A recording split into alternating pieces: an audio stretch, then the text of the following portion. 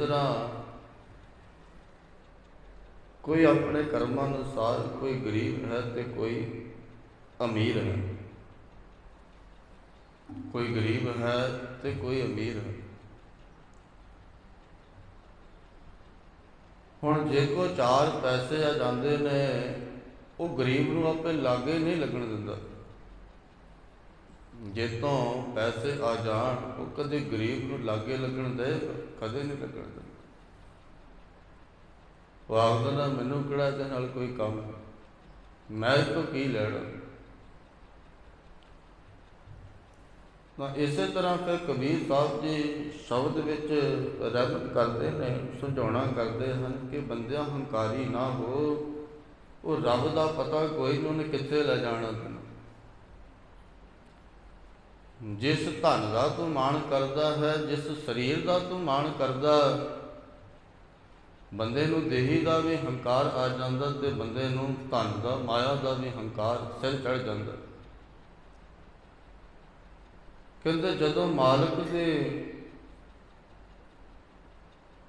जिहड़ा है तूं रब दे नाम नूं ना जपिया, उहदे बनाए हुए दे नाल नफरत कर दित्ती, फिर जदों रब ने आखदे हन,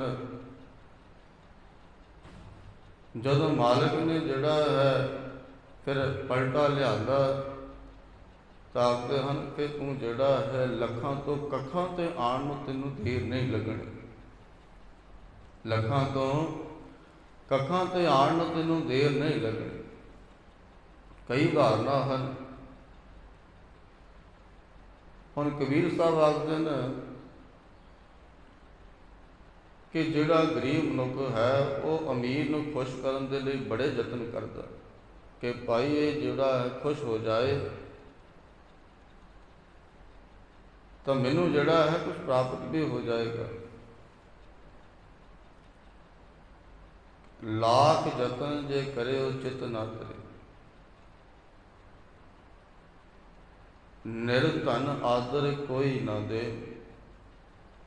लाख जतन जे करे वो चित ना तरे।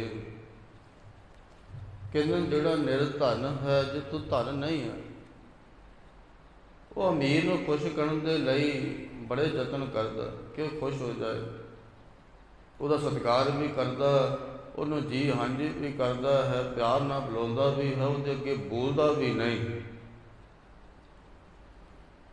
पर आखदे न वो तां भी खुश नहीं हुंदा। लाख जतन जे करे वो चित ना धरे, उन्होंने कोई असर ही नहीं हुंदा उहदे कीते हुए कामां दा, वो नहीं कदर जानदा।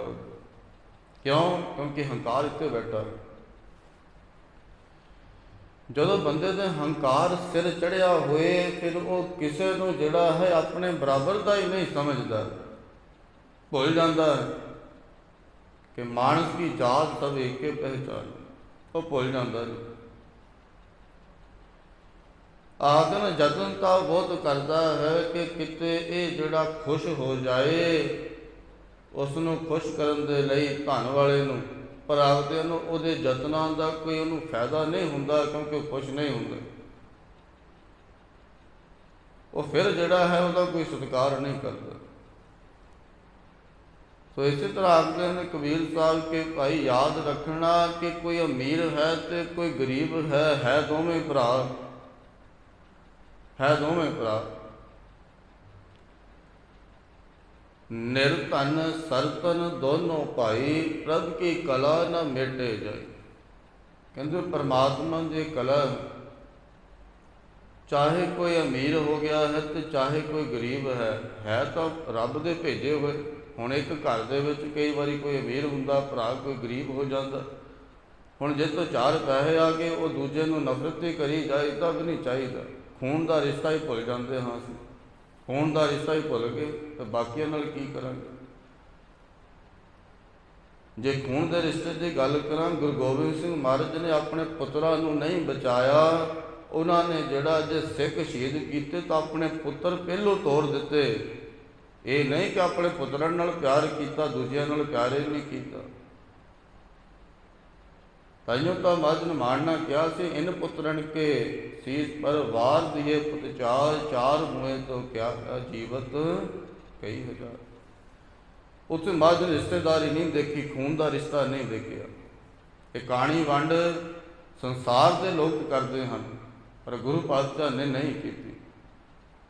ਮਹਾਰਾਜ ਕਹਿੰਦੇ ਜੇ ਮੈਂ ਇੱਦਾਂ ਕਰ ਦੇਣਾ ਤਾਂ ਸੰਸਾਰ ਦੇ ਲੋਕਾਂ ਨੇ ਕਹਿ ਦੇਣਾ ਆਪਣਿਆਂ ਨੂੰ ਬਚਾ ਲਿਆ, ਦੂਜਿਆਂ ਨੂੰ ਅੱਗੇ ਕਰ ਦਿੱਤਾ। ਜਿਸ ਤਰ੍ਹਾਂ ਅੱਜ ਹੁੰਦਾ ਹੈ ਕਿ ਦੂਜਿਆਂ ਨੂੰ ਮੋਹਰਾ ਬਣਾ ਦਿੱਤਾ ਜਾਂਦਾ ਹੈ, ਪਹਿਲੋਂ ਮੋਹਰੇ ਆਪ ਹੁੰਦੇ ਹਨ, ਤਾਂ ਜਦੋਂ ਬਿਪਤਾ ਦਾ ਸਮਾਂ ਆਵੇ ਤਾਂ ਆਪ ਖਿਸਕਣ ਲੱਗੇ, ਦੇਰ ਨਹੀਂ ਲਾਉਂਦੇ। ਜਿਹੜੇ ਨਾਲ ਤੁਰੇ ਹੁੰਦੇ ਹਨ ਉਹ ਫਸ ਜਾਂਦੇ ਨੇ। ਪਰ ਗੁਰੂ ਪਾਤਸ਼ਾਹ ਨੇ ਇੱਦਾਂ ਨਹੀਂ ਕੀਤਾ।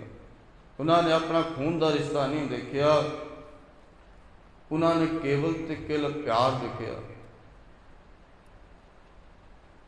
ਸੋ ਇਸੇ ਤਰ੍ਹਾਂ ਜਦੋਂ ਆਪਾਂ ਹੁਣ ਇੱਧਰ ਆ ਜਾਈਏ ਕਿ ਬੰਦਾ ਆਪਣੇ ਖੂਨ ਦਾ ਰਿਸ਼ਤਾ ਵੀ ਭੁੱਲ ਜਾਂਦਾ ਹੈ ਤਾਂ ਦੂਜਾ ਕਿੱਥੋਂ ਯਾਦ ਰੱਖੇਗਾ। ਪਰਮਾਜ ਦਸਵੇਂ ਪਾਤਸ਼ਾਹ ਆਖਦੇ ਹਨ, ਮਾਨਸ ਕੀ ਜਾਤ ਸਭੇ ਏਕੇ ਪਹਿਚਾਨ। ਕਹਿੰਦੇ ਆ ਬੰਦਿਆ ਸਾਰਿਆਂ ਨੂੰ ਇੱਕ ਨਿਗਾਹ ਨਾਲ ਦੇਖੀ ਜੋ ਰੱਬ ਦੀਆਂ ਖੁਸ਼ੀਆਂ ਲੈਣੀਆਂ ਹਨ। ਸਾਰਿਆਂ ਨੂੰ ਇੱਕ ਨਿਗਾਹ ਨਾਲ ਦੇਖੀ ਜੇ ਗੁਰੂ ਦੀਆਂ ਖੁਸ਼ੀਆਂ ਪ੍ਰਾਪਤ ਕਰਨੀਆਂ।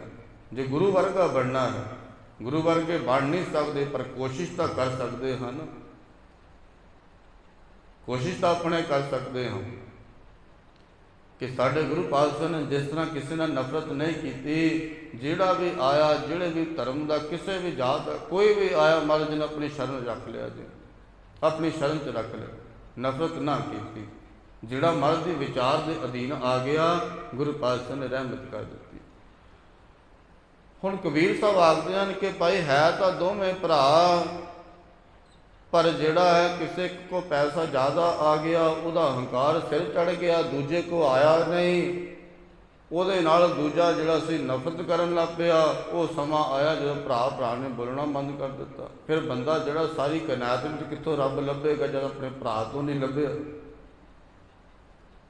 ਆਪਣੇ ਪਰਿਵਾਰ ਤੋਂ, ਆਪਣੇ ਮਾਤਾ ਪਿਤਾ ਤੋਂ ਜਿਹਨੂੰ ਰੱਬ ਨਾ ਲੱਭਿਆ ਹੋਵੇ ਉਹਨੂੰ ਲੱਭੇਗਾ ਕਿੱਥੋਂ। ਮਾਤਾ ਪਿਤਾ ਨੂੰ ਤਾਂ ਲੱਤਾਂ ਮਾਰੀਆਂ ਜਾ ਰਹੀਆਂ ਹਨ, ਮਾਤਾ ਪਿਤਾ ਨੂੰ ਤਾਂ ਬੁਰਾ ਭਲਾ ਆਖਿਆ ਜਾ ਰਿਹਾ ਹੈ। ਉਹਨਾਂ ਨੇ ਇਤਨਾ ਕੁਛ ਕੀਤਾ ਵੀ ਤੇਰੇ ਲਈ, ਪਰ ਫੇਰ ਤੂੰ ਕਦਰ ਨਾ ਜਾਣੀ। ਇੱਥੇ ਤਾਂ ਬੰਦਾ ਖੂਨ ਦੇ ਰਿਸ਼ਤਿਆਂ ਨੂੰ ਭੁਲਾਉਣ ਲੱਗੇ ਮਿੰਟ ਲਾਉਂਦਾ ਹੈ, ਫਿਰ ਦੂਜਿਆਂ ਨੂੰ ਕਿੱਥੋਂ ਯਾਦ ਰੱਖੇਗਾ। ਪਰ ਕਬੀਰ ਸਾਹਿਬ ਆਖਦੇ ਨੇ ਨਹੀਂ ਭਾਈ, ਜੇ ਤੈਨੂੰ ਪਰਮਾਰਥ ਵਾਲੇ ਰਾਹ 'ਤੇ, ਰੱਬ ਵਾਲੇ ਰਾਹ 'ਤੇ ਤੁਰਨਾ ਹੈ, ਫਿਰ ਤੈਨੂੰ ਉਹ ਜਿਹੜਾ ਹੈ ਆਪਣੇ ਵਿਚਾਰ ਨੂੰ ਵਿਸ਼ਾਲ ਕਰਨਾ ਪਏਗਾ, ਵੱਡਾ ਕਰਨਾ ਪਏਗਾ। ਕਹਿੰਦੇ ਨੇ ਹੈ ਦੋਵੇਂ ਭਰਾ ਨਿਰਤਨ ਸਰਤਨ, ਦੋਨੇ ਭਾਈ ਪ੍ਰਭ ਕੀ ਕਲਾ ਨਾ ਮੇਟੇ ਜਾਏ। ਹੈ ਦੋਵੇਂ ਭਰਾ, ਇੱਕ ਕੋ ਪੈਸਾ ਜ਼ਿਆਦਾ ਕਿ ਘੱਟ ਆ ਗਿਆ, ਨਫ਼ਰਤ ਕਰਨ ਲੱਗ ਪਿਆ। ਹੁਣ ਆਖਦੇ ਹਨ ਨਿਰਤਨ, ਜੋ ਨਿਰਤਨ ਸਰਤਨ ਕੇ ਜਾਈ, ਅੱਗੇ ਬੈਠਾ ਪੀਠ ਫੜਾਈ। ਕਹਿੰਦੇ ਜੇ ਤੋਂ ਪੈਸਾ ਨਹੀਂ ਨਾ ਨਿਰਤਨ, ਉਹ ਜਾਂਦਾ ਹੈ ਧਨਵਾਨ ਸਰਤਨ ਦੇ ਕੋਲ, ਧਨ ਵਾਲੇ ਕੋਲ। ਜਦੋਂ ਜਾਂਦਾ ਹੈ ਜਾ ਕਰਕੇ ਉਹਨੂੰ ਬੁਲਾਉਂਦਾ ਹੈ, ਉਹਨੂੰ ਪਤਾ ਮੈਨੂੰ ਇਹਦੇ ਨਾਲ ਕੀ ਮਤਲਬ, ਉਹ ਪਿੱਠ ਕਰ ਲੈਂਦਾ, ਉਹਦੇ ਬਾਅਦ ਗੱਲ ਹੀ ਨਹੀਂ ਸੁਣਦਾ, ਅਣਸੁਣੀ ਕਰ ਦਿੰਦਾ। ਜੋ ਨਿਰਧਨ ਸਰਤਨ ਕੇ ਜਾਈ, ਆਗੇ ਬੈਠਾ ਪੀਠ ਫਰਾਈ। ਕਹਿੰਦੇ ਨੇ ਇਸ ਦੇ ਉਲਟ, ਕਿਉਂਕਿ ਉਹਨੂੰ ਤਾਂ ਪਿੱਠ ਘੁਮਾ ਲਈ, ਜੇ ਤੋਂ ਪੈਸਾ ਸੀ ਉਹ ਆਖਦਾ ਮੈਨੂੰ ਇਹਦੇ ਨਾਲ ਕੀ ਕੰਮ। ਦੂਜੇ ਪਾਸੇ ਜਦੋਂ ਹੁਣ ਧਨ ਵਾਲਾ ਕਿਸੇ ਗਰੀਬ ਕੋ ਆਵੇ ਤਾਂ ਕਬੀਰ ਸਾਹਿਬ ਆਖਦੇ ਨੂੰ ਉਦੋਂ ਪਤਾ ਕੀ ਹੁੰਦਾ ਹੈ, ਜੋ ਸਰ ਧਨ ਨਿਰਧਨ ਕੇ ਜਾਈ, ਦੀਆ ਆਦਰ ਲੀਆ ਬਿਠਾਈ। ਕਹਿੰਦੇ ਜਦੋਂ ਧਨ ਵਾਲਾ ਕੋਈ ਜਾਂਦਾ ਹੈ, ਉਹ ਗਰੀਬ ਮਨੁੱਖ ਜਿੰਨਾ ਮਰਜ਼ੀ ਸਰਦਾ ਵਰਦਾ ਇੱਕਦਮ ਉਹਦਾ ਸਤਿਕਾਰ ਕਰਦਾ ਹੈ, ਉਹਦੇ ਅੱਗੇ ਹੱਥ ਜੋੜ ਕੇ ਖੜਾ ਹੋ ਜਾਂਦਾ ਹੈ ਕਿ ਭਾਈ ਕੋਈ ਆਇਆ ਹੈ। ਆਖਦੇ ਹਨ ਉਹਦੀ ਆਓ ਭਗਤ ਕਰਦਾ, ਉਹਦਾ ਸਤਿਕਾਰ ਕਰਦਾ, ਜਿਤਨਾ ਹੋ ਸਕੇ ਕਰਦਾ ਹੈ, ਮੱਥੇ ਤੇ ਵੱਟ ਨਹੀਂ ਪਾਉਂਦਾ। ਆਖਦੇ ਹਨ ਕਿ ਜਿਹੜਾ ਹੈ ਫਿਰ ਉਹਨੂੰ ਆਪਣੇ ਕੋਲ ਬਿਠਾ ਕਰਕੇ ਜਿਹੜਾ ਉਹਦੇ ਵਿਚਾਰ ਸੁਣਦਾ, ਉਹਨੂੰ ਉੱਚੀ ਥਾਂ 'ਤੇ ਬਿਠਾਉਂਦਾ ਅਤੇ ਆਪ ਨੀਵੀਂ ਥਾਂ 'ਤੇ ਬਹਿ ਜਾਂਦਾ। ਉਹਦਾ ਬਰਾਬਰੀ ਨਹੀਂ ਕਰਦਾ, ਉਹਦਾ ਕਿਤਨਾ ਸਤਿਕਾਰ ਕਰਦਾ। ਕਹਿੰਦੇ ਭਲਿਆ ਜੇ ਤੂੰ ਚਾਹੁੰਦਾ ਹੈ ਕਿ ਮੈਂ ਸਾਰਿਆਂ ਦੇ ਵਿੱਚ ਰੱਬ ਦੀ ਜੋਤ ਨੂੰ ਦੇਖਾਂ, ਆਖਦੇ ਹਨ ਫਿਰ ਧਨ ਕਰਕੇ ਵੀ ਕਿਤੇ ਗਰਭ ਵਿੱਚ ਨਾ ਆ ਜੇ, ਹੰਕਾਰ ਵਿੱਚ ਨਾ ਆ ਜੇ, ਹੰਕਾਰੀ ਨਾ ਹੋ ਜੇ। ਧਨ ਕਰਕੇ ਵੀ ਹੰਕਾਰੀ ਨਾ ਹੋ ਜੇ। ਪਰ ਮਹਾਰਾਜ ਆਖਦੇ ਹਨ ਕਿ ਬੰਦਾ ਹੋ ਜਾਏਗਾ। ਜਿਹੜਾ ਸੰਗਤ 'ਚ ਨਹੀਂ ਆਉਂਦਾ ਨਾ, ਉਹ ਜਿਤਨਾ ਮਰਜ਼ੀ ਯਤਨ ਕਰ ਲੈ, ਲੱਖ ਯਤਨ ਜੇ ਕਰੇ, ਲੱਖਾਂ ਯਤਨ ਕਰ ਲੈ, ਪਰ ਆਪਣੇ ਮਨ ਪਿੱਛੇ ਜਿਹੜਾ ਤੁਰਦਾ ਹੈ ਨਾ, ਆਪਣੇ ਮਨ ਪਿੱਛੇ ਤੁਰਦਾ ਹੈ, ਉਹ ਜਿਹੜਾ ਹੈ ਮਾਇਆ ਤੋਂ ਬਚ ਨਹੀਂ ਸਕਦਾ। ਚਾਹੇ ਜਿਤਨਾ ਮਰਜ਼ੀ ਕਹੀ ਜਾਏ ਕਿ ਮੈਂ ਜਿਹੜਾ ਹੈ ਮੈਨੂੰ ਕਿਸੇ ਪ੍ਰਕਾਰ ਦਾ ਕੋਈ ਲਾਲਚ ਨਹੀਂ। ਇੱਥੇ ਤਾਂ ਸਾਧ ਸੰਗਤ ਜਿਨ੍ਹਾਂ ਨੇ ਇਤਨਾ ਵੱਡਾ ਰਾਜ ਭਾਗ ਰਾਜੇ ਕਹਿਲਾਉਂਦੇ ਸਨ, ਉਹਨਾਂ ਨੇ ਨਾਲ ਦੇ ਮੁਲਕ ਨਹੀਂ ਛੱਡੇ। ਉਹ ਆਖਣ ਲੱਗੇ ਕਿ ਇਹ 'ਤੇ ਕਬਜ਼ਾ ਸਾਡਾ ਹੋ ਜਾਏ, ਕਿਉਂਕਿ ਲਾਲਚ ਵੱਧਦਾ ਜਾਂਦਾ ਹੈ, ਘਟਦਾ ਥੋੜ੍ਹੀ ਕਿਸੇ ਦਾ।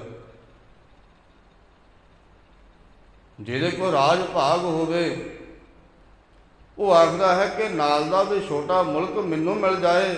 ਉਹ ਜਿਹੜਾ ਉੱਤੇ ਧੱਕਾਸ਼ਾਹੀ ਕਰਦਾ, ਕਿਉਂਕਿ ਉਹਨੂੰ ਪਤਾ ਹੈ ਕਿ ਮੇਤੋਂ ਸਭ ਕੁਝ ਹੈ, ਇਸ ਕੋਲ ਕੀ ਹੋਏਗਾ।